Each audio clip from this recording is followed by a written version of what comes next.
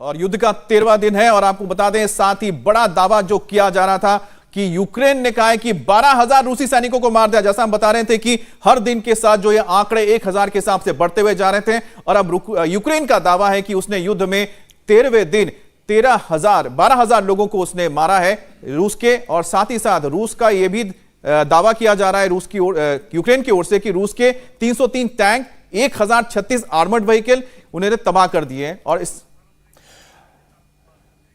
रूस के 48 fighter jet भी मारने का दावा किया है। इस तरह से लगातार बड़े दावे किए जा रहे हैं। 80 हेलीकॉप्टर मार गिराए हैं यूक्रेन ने।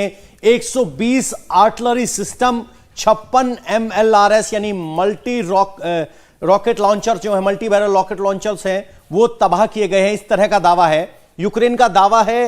रूस को कितना भारी नुकसान हुआ, ग्राफिक्स के जरिए अमित आपको बता रहे हैं कि आखिर कितने बड़े दावे यूक्रेन कर रहा है। तो सबसे बड़ा दावा तो यही है कि 13 दिन हो चुके हैं युद्ध के और सबसे बड़ा दावा है कि 12,000 रूस के सैनिकों को मार गिराया है। यह कहना है यूक्रेन का। 303 टैंक ध्वस्त कर दिए हैं और साथ ही यहां पर देखिए 48 एयरक्राफ्ट मार गिराए हैं और साथ ही यहां पर देखिए कि 80 हेलीकॉप्टर मार गिराए गए हैं। तो ये आंकड़े जो लगातार आ रहे हुए बताते हैं कि 1,036 आर्मर्ड कॉम्बैट व्हीकल्स को बर्बाद किया गया, 120 आर्टिलरी सिस्टम तबाह कर दिए हैं। मनीष, लगातार जो ग्राफ देखिए कैसे बढ़ता जा रहा है। ये तो एक साइकोलॉजिकल वॉरफेयर लग रहा है, लेकिन जिसकी वजह से मुझे सबसे बड़ी चिंता इस वॉर सिनेरियो में है वो है रशियंस 2 जनरल का मारा जाना। क्योंकि रशिया के द्वारा औपचारिक तौर पे इस बात को कहा है कि उनके 2 स्टार जनरल यानी मेजर जनरल रैंक ऑफिसर 2 इसमें मारे गए हैं और उसके बाद उनकी जगह किसी और ने ली है। इसका मतलब बिल्कुल क्लियर है कि इसमें वो लड़ाई हुई है। अब यहां बात यूक्रेन की। यूक्रेन लगातार अपने जवानों को मोटिवेट करने के लिए आंकड़े दे रहा है। 13 दिन में 12,000 सैनिकों का मारा जाना। वो कहां है सैनिक?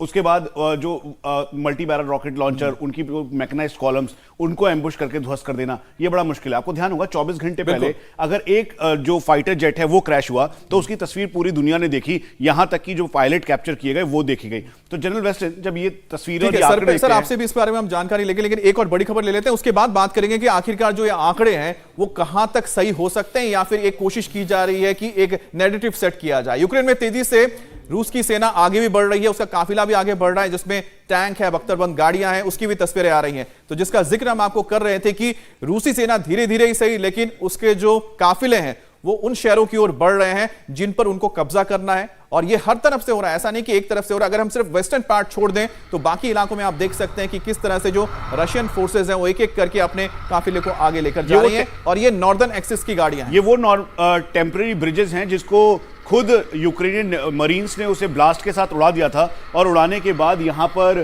ताकि मूवमेंट ना हो सके रशियंस का, इस बात का ध्यान रखा गया था। ईस्टर्न मिलिट्री कमांड की ये गाड़ियां जो कि आगे की तरफ कीव की तरफ बढ़ रही है, ये मूवमेंट इसका साफ दिखाई देता है। और ये ब्रिजेस बहुत ही सोच समझ के इंटेंशनली इस वीडियो को रिलीज किया गया है, ये बताने के लिए कि पूचा की तरफ या फिर और जो एरियाज हैं इरपिन की तरफ से आते हुए कीव की तरफ जो जा रहे हैं वो दरअसल ये स्ट्रक्चर और ब्रिजेस जो हैं वो तैयार कर लिया है इरपिन के नीपर के ऊपर या फिर जो नदी नाले वहां पे हैं और जो ओपन एरियाज हैं उन सब के ऊपर, ताकि इन तस्वीरों में इंटरेस्टिंग बात ये भी है कि पहले Z मार्किंग थी, अब V मार्किंग है। नहीं लगातार ये मार्किंग अलग अलग हो रही है। पवन देखिए, मार्किंग को आप समझ लीजिए कि आपको जो वी मार्किंग दिखेगी इसका मतलब है कि नॉर्दर्न एक्सिस से जो आ रहे हैं यानी कि बेलारूस से जो आ रहे हैं, और जो आप जेड मार्किंग देख रही है वो आपको सदर्न दिखे, जो क्राइमिया से जो आपको नजर आ रही होंगी या डोनबास के इलाके से आ रही हैं या डोनेट्स्क के इलाके से, वहां पर आपको जेड मार्किंग। एक बार फिर से तस्वीरों पे ले चलते हैं जहां पर वो ब्रिज दिखाई दे रहा है। इस ब्रिज को तैयार किया गया ताकि इसके ऊपर जो ब्लास्ट के साथ ब्रिज को हटा दिया गया था ताकि जो रशियन मूवमेंट है वो ना हो सके। अब ये जो मार्किंग की बात है, दरअसल बेलारूस में चल रही एक्सरसाइज में सभी